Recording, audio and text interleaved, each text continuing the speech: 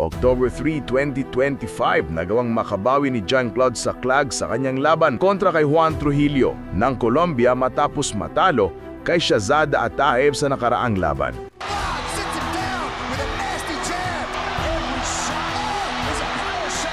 Again, Saclag trying to scramble back up. A little bit high on the back is Ataeb. Saclag might be able to shake it off. Armbar attempt right here from Ataeb. That's deep. Oh, he got it! Sa umpisa ng laban ay naging agresibo na agad si Jean-Claude gamit ang kanyang striking.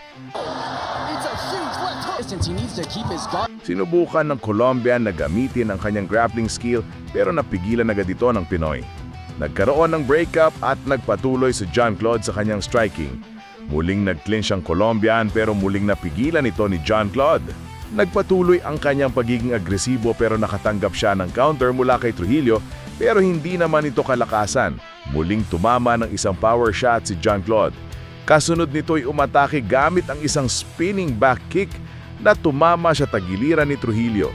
Napaluhod ang kalaban at sinundan ni Jean-Claude ng isang sipa at suntok. Nakita ng referee na hindi na lumalaban ang Colombian kaya itinigil na nito ang laban.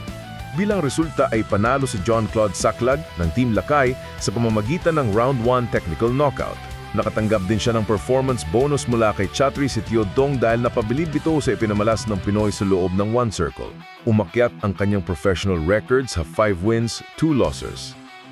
October 4, 2025, naganap din ang sagupaan ni Jared Brooks at Mansour Makhachev sa flyweight division. Sa kanilang pag-aakyat sa mas mataas na dibisyon, lalo pang lumamang si Makhachev sa kanyang advantage laban kay Brooks. Mas bumigat siya kumpara kay Brooks na likas na nasa strawweight division ang timbang. Sa umpisa pa lang ng round 1 ay agad nang nag-attempt si Brooks ng guillotine choke. Sinikap ni Makhachev na makawala habang binibigyan siya ni Brooks ng tuhod sa ulo. Nagawa ni Makhachev na muling tumayo pero nanaig ang lakas ni Brooks kahit na maliit ito lalo na sa divisyong ito.